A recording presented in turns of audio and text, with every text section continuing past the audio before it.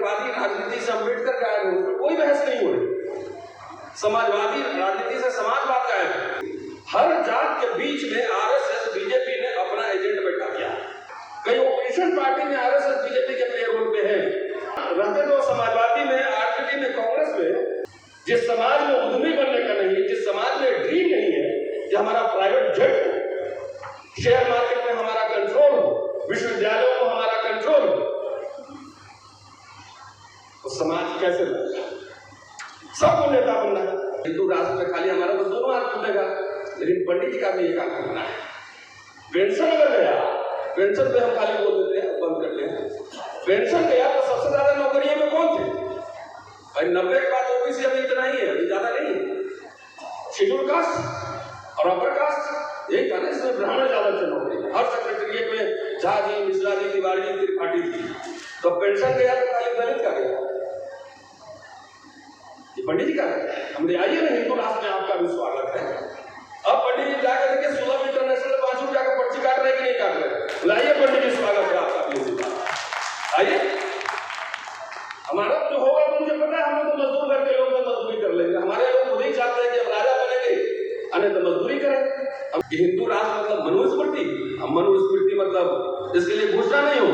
शिक्षा खत्म, रोजगार खत्म, पेंशन खत्म, सब खत्म, अपने आप मनुस्मृति में आप आ जाएंगे।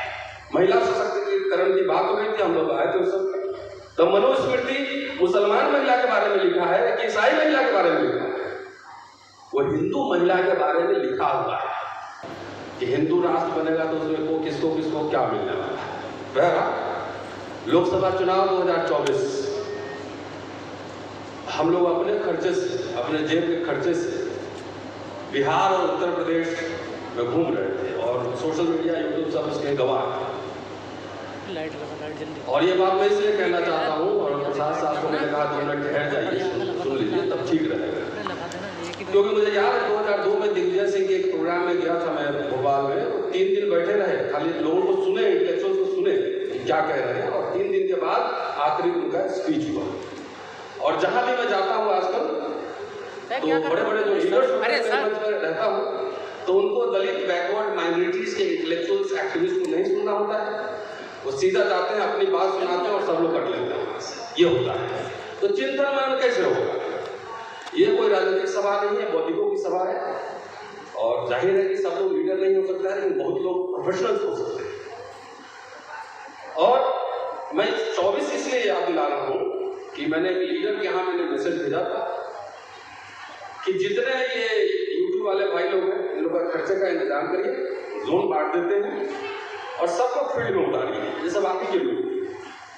लेकिन इलेक्शन के पहले, जैसा कि अभी सूरज जी ने कहा कि तेजस्वी यादव को 41% दिखा है, तो इलेक्शन के पहले इतना गोदी मीडिया है, हमारे नेता को फोकस कर देता है और सब कुछ सीएम पीएम बनाने लगता है।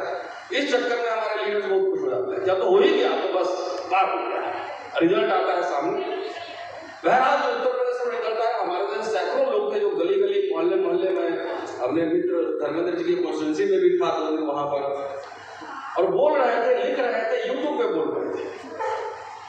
सिर्फ ये कहना है कि आप अपने लीडर्स को कहिए कि मैंने ये कहा था कि अगर सोशल ऑर्गेनाइजेशन, जैसे ये organization, social media, social activist और जितने इस तरह के इंटेलेक्चुअल्स काम कर रहे हैं, अगर इन सब का कोऑर्डिनेशन बन गया रहता तो आपकी सरकार उसी समय बनने जा रही थी, उसी समय बनने जा रही थी। और कई बड़े लीडर से मिला, नाम यहाँ लेना ठीक नहीं है, मेरे साथ 25 स्कॉलर्स, इंटेलेक्चुअल्स, जर्नलिस्ट सब मिले, कई शहर में मीटिंग हुई कि एक सिस्टम बनाइए, information is power, knowledge is power. आप क्या मंच पे बोलेंगे, कहाँ आप बेंगलोर में क्या बोल रहे हैं, पटना में क्या बोल रहे हैं, लखनऊ में क्या बोल रहे हैं, हर जगह के मिजाज के हिसाब से कुछ भाषण तैयार होता है, एक ही रिपीट नहीं होता, एक बेसिक बात तो रहता है। तो इसलिए चूंकि लीडर्स यहाँ बैठे हुए तो अपनी बात उन्हें कहनी कि चिंतन मनन, वर्कशॉप, डिस्कशन, डिबेट, अम्बेडकरवादी राजनीति से अम्बेडकर गायब हो, तो कोई बहस नहीं हो रही।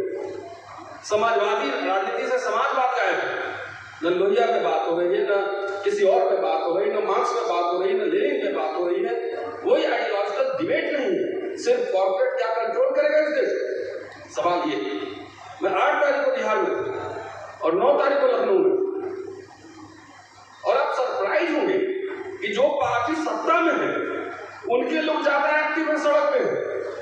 लखनऊ विश्वविद्यालय से बाहर निकला मैं, तो वहां पे देखा संतरा झंडा लिए हुए पूरा एक रैली निकल रहा है, चाहे 10 तरह का उनका फोरम हो, 1000 उनका फोरम ऑर्गेनाइज है, और सबके पीछे एक कॉमन एजेंडा रहता है। जैसे अभी बाबा लोग लैंड कर रहे हैं बिहार में, लेकिन अपोजिशन पार्टी को काउंटर करने के लिए कोई स्ट्रैटेजी है?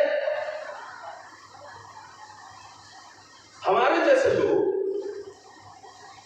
भाई अगर 70 साल 75 साल की समीक्षा करेंगे तो जाहिर है मैं जो बोलूंगा किसी के पक्ष में जाएगा, किसी के विपक्ष में जाएगा, लेकिन जिसके पक्ष में जा रहा है वैसे लोग क्या इस तरह के लोगों का एक संगठन, एक अम्ब्रेला बना के, आरएसएस के पास 100 संगठन, उसको फंडिंग भी होता है बीजेपी से और गवर्नमेंट से फंडिंग होती है, बकायदा उसके रहने जाने खाने सब कुछ का इंतजाम होता है। और ये पता लगा कि यहाँ पे सेमिनार ये सब चल रहा है, ये लोग अपने से चंदा लेके किया हो, तो जो लोग जिनको सत्ता में आना है वो चाहते हैं आप लोग लड़ लो, आप लोग मोबिलाइज करो, वोट हमको मिल जाएगा, ऑटोमेटिकली जो है हम आ जाएंगे। ऐसा नहीं होगा। हर जात के बीच में आरएसएस बीजेपी ने अपना एजेंट बैठा दिया, बांट दिया, शिवकाश को दुबई पर सब जगह बैठा दिया, पेरोल पे। कई ओपोजिशन पार्टी में आरएसएस बीजेपी के पेरोल पे है, तो काम रहते तो समाजवादी में, आरजेडी में, कांग्रेस में, और उनका आइडिया अगर सुनिए सोशल मीडिया पे चाहे कहीं पे, तो उनका आइडिया, भाषण तो सब जाता है किसके फेवर? अगर कास्ट सेंसस से बात हो रही है, मैं तो इस सवाल आप लोग से ही पूछना चाह रहा हूं, उसका सही सही जवाब दो। जितने लोग यहाँ बैठे हुए हैं सब लोग को 100 करोड़ रुपया का बिजनेस लेना है, मान लीजिए 100 करोड़। और दूसरा ऑप्शन ये है कि विधायक का टिकट बांटना है 50, क्या ऑप्शन आप लेंगे बताइए? विधायक का ज्यादा लेंगे तो विधायक को उत्तर प्रदेश में प्रसाद जी 400 की नहीं बनना है, और अपति तो हम हजारों बना सकते हैं, इस समाज में कोई डिमांड ही नहीं। मैं ये सवाल कई सभा में पूछता हूं, नहीं तो राहुल गांधी तो लगातार करना, जाति जनगणना कराएंगे, इंडस्ट्री में हिस्सेदारी देंगे, इसमें हिस्सेदारी है, कोई समाज में हलचल है? वही राहुल गांधी अगर उस सभा में बोले पटना के बाबू साहब के सभागार में, चाहे इसके मेमोरियल हॉल में, कि हम सबको राष्ट्रपति बना रहे हैं और 40 एमपी का टिकट बांटना, आपको क्या चाहिए? 100% मैं कह रहा हूं कि हमको 40 एमपी का टिकट चाहिए। तो जिस समाज में एंटरप्रेन्योरशिप नहीं है, जिस समाज में उद्यमी बनने का नहीं है, जिस समाज में ड्रीम नहीं है कि हमारा प्राइवेट जेट हो, शेयर मार्केट में हमारा कंट्रोल हो, विश्वविद्यालयों में हमारा कंट्रोल हो, तो समाज कैसे बनेगा? सबको नेता बनना है। और मैं आधा भारत को घूम के टेस्टिंग करता हूं थर्मामीटर लगा के कि बेटा को, यही बात अगर हम किसी पंडित से पूछे कि आपके बेटा को विधायक का टिकट देना है, प्रोफेसर बनाना है यूनिवर्सिटी में, क्या चुनेंगे? तो बोलेगा प्रोफेसर बनना। लेकिन हमारे लोग को चस्का नेतागिरी का ज्यादा लगा हुआ, सबको खाली टिकट ही चाहिए, खाली सीएम पीएम बनना। एक सवाल मैं रिसर्च कर रहा हूं कि हिंदू राष्ट्र जब बनेगा तो दलित लोग में जब चेतना आई खूब एकदम सीएम पीएम बनने का, जिस समय से 80 का दशक उठाइए, और 80 का दशक उठाइए, उस एक समय हिंदू राष्ट्र बनाने का फिर से वो काम पकड़ा। और कौन? आरएसएस जनसंघ, जो कि संविधान को नहीं मानते थे, जिन्होंने अम्बेडकर और नेहरू के पुतले फूके, संविधान के खिलाफ लेख लिखे, तो 2 पैरल एक साथ चल रहा है।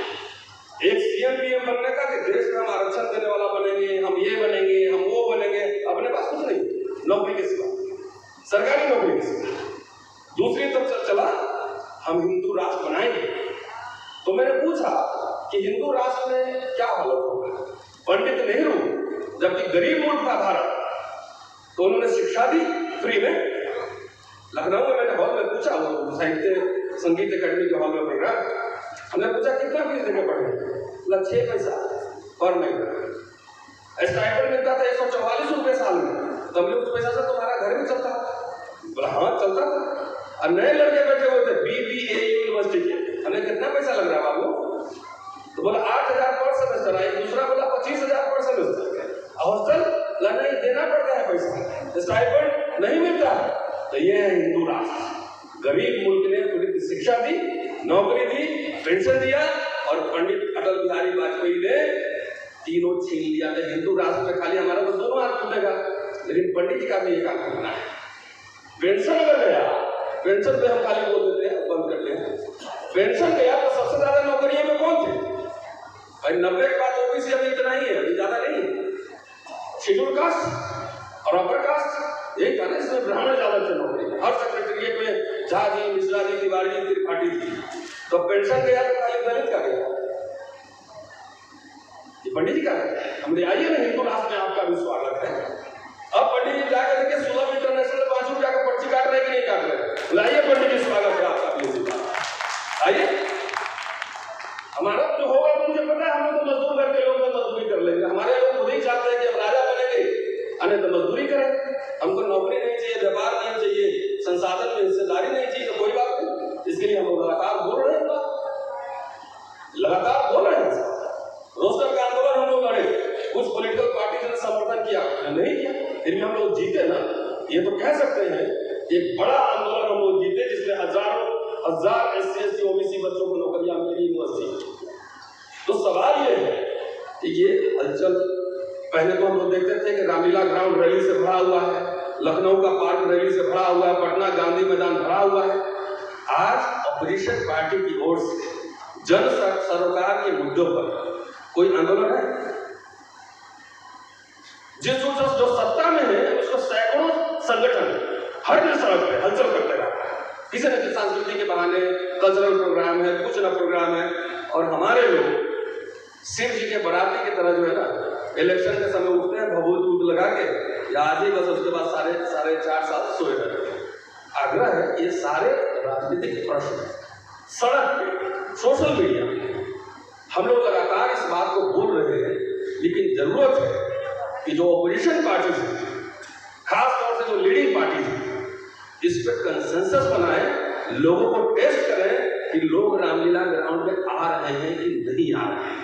पिछले साल एक आंदोलन हुआ था पेंशन का, और यकीन मानिए 10 लाख लोग रामलीला ग्राउंड में दिल्ली में आए, 10 लाख लोग।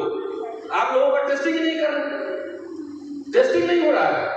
तब तक RSS बीजेपी जाके अपने जात में घर घर में बांट दिया है, कुछ को पेरोल पे रखा है, किसी को कुछ सपना दिखा रहा है। लेकिन मुझे पता है कि हिंदू राष्ट्र मतलब मनुस्मृति, मनुस्मृति मतलब इसके लिए घोषणा नहीं हो, शिक्षा खत्म, रोजगार खत्म, पेंशन खत्म, सब खत्म, अपने आप मनुस्मृति में आप आ जाएंगे।